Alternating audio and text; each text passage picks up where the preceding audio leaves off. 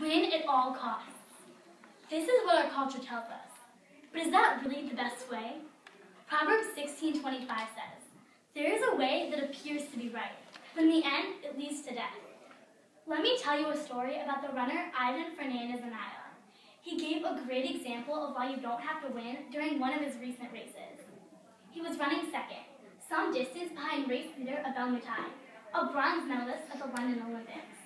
As they entered the finishing stretch, he saw the Kenyan runner, the certain winner of the race, mistakenly pull up about 10 meters before the finish, thinking he had already crossed the line.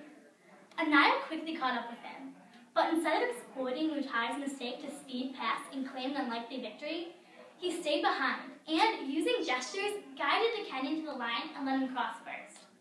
And Anaya, the loser, who chose the way of integrity and not the way the world suggests, was rewarded with more attention for his good deed, even more than he might have been if he had won.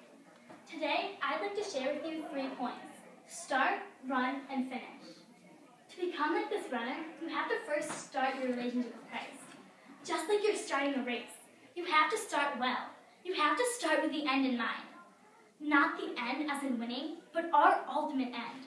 Start your relationship with Christ ready to stay in that relationship and not fall back and give up. Philippians 3:13 says, "I have not achieved it, but I focus on this one thing, forgetting the past and looking forward to what lies ahead. I press on to reach the end of the race and to receive the heavenly prize." This means that once you've started your relationship with God, you'll forget everything you've done before. That doesn't matter to you anymore. All you desire is to finally reach the end and see Christ face to face. So first, start your race. Secondly, once you start, you have to live your life, or run your race. You have to pursue what you wanted when you started. Live your life with integrity. Be ready to help others start and live their lives with Christ. Hebrews 12:1-2 says, "Therefore, since we are surrounded by such a great cloud of witnesses, let us throw off everything that hinders and the sin that so easily entangles, and let us run with perseverance the race marked out for us, fixing our eyes on Jesus." You see here that as you go through your life, there will be hard times and difficulties. But that doesn't mean you should just give up. God hasn't let you down. That's right. Everything happens for a reason.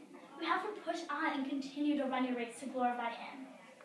So start, run, and once you're in the race, you have to finish, and finish well. But you can only finish well if you started and ran your race well. It may seem weird not heading towards worldly rewards, but these are just earthly prizes. They will have no meaning to you in heaven. In the end, you will receive the ultimate prize. 1 Corinthians 9:25 states that everyone who competes in the games goes into strict training. They do it to get a crown that will not last, but we do it to get a crown that will last forever. When I was in 4th grade, I watched a group of girls at their Impact Honor Star ceremony. It made me realize that I wanted to join Impact so I could learn more about God. But what I really wanted was to become an Honor Star. So when I started the classes in 5th grade, I had to make a tough decision, which in the end wasn't that tough. I could either do 1 year of Impact and leave it at that, or I could work extra hard and learn 3 years of lessons in 1 year to become an Honor Star. I decided I really wanted to learn all of the lessons. I came an hour earlier every single Wednesday.